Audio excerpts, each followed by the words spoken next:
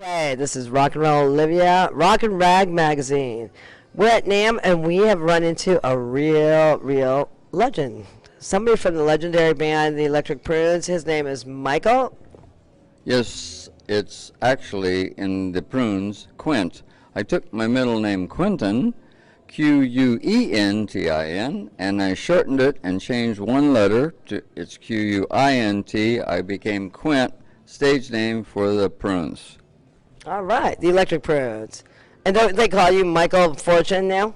I legally changed my name about 40 years ago, probably, to Michael Fortune. My birth name was Michael Weekly, and there was my first band was the fabulous Silvertones. We were teenagers. I was about 13 when I became a professional musician along with the rest of the band. That's pretty lucky to be 13 and be a pro. Oh, it was fantastic. And Roger Calkins, the lead singer, was a genius. He just knew how to put things together. And within a year, we were making $5,000–$10,000 a piece. By the time we were 16, 17, we were making $25,000 a piece a year. We were the biggest band in 4 states.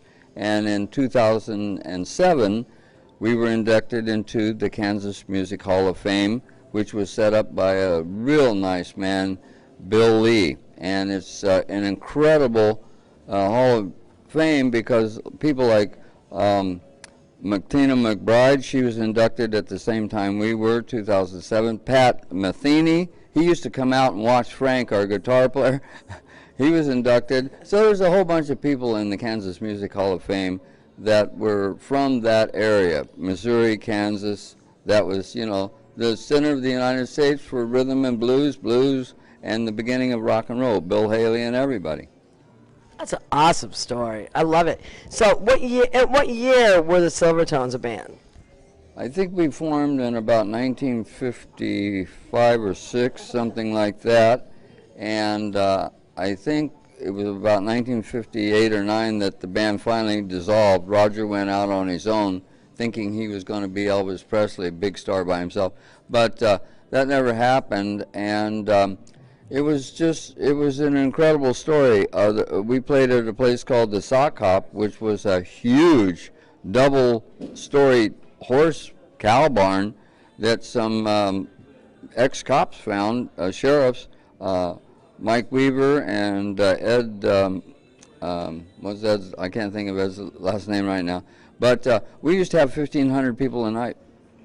Wow. That's really incredible. Okay? And 1950 something. That's a little before my time anyway. Wow, you're amazing, Michael. So you're a trooper. We're at the Marriott right now, huh? Over here. It's lovely, isn't it? Oh, I love the Marriott. We're right across the street from the Hilton. And the Hilton was one of my favorite places to go on a regular basis at NAMM. However, when I came in the Marriott, it changed, it seemed, from the last time I was here, about 8 years ago, whatever. I like the Marriott. Excuse me, Nancy and Paris, but and Dave Katznelson, that's Nancy's new, he's a Warner Brother Reprise producer. And you can go to birdmanrecords.com. He does the whole thing on the Electric Prunes also. He's a great guy. And he hooked it up with Nancy, and forever after, he's got $500 million a year. Okay. Oh, I know you don't like to talk about money. You are the funniest guy ever.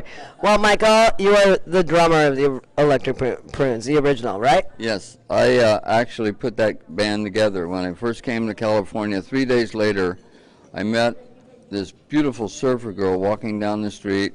Her name was Rosemary. Rosemary's sister, Pam, was married to our lead singer, James Lowe, and they brought James up to my house. I had my drums in the garage there, and he brought in his nylon acoustic guitar, and I just boldly said, "Can you sing me a couple songs a cappella with the guitar?"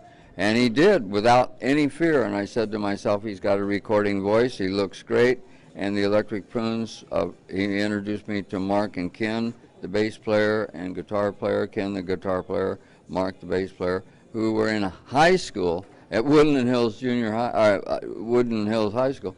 And 6 months later, we signed with Dave Hassinger, the Rolling Stones engineer, who became our producer. He introduced us to Mo Austin and all those guys at Warner Reprise, and they signed us. And then they brought in Lenny Poncher, a multimillionaire auto parts dealer, who was managing at that time Brooke Benton. And so all of a sudden we got millions of dollars behind us from all sides, and boom, it happened. I quit the band.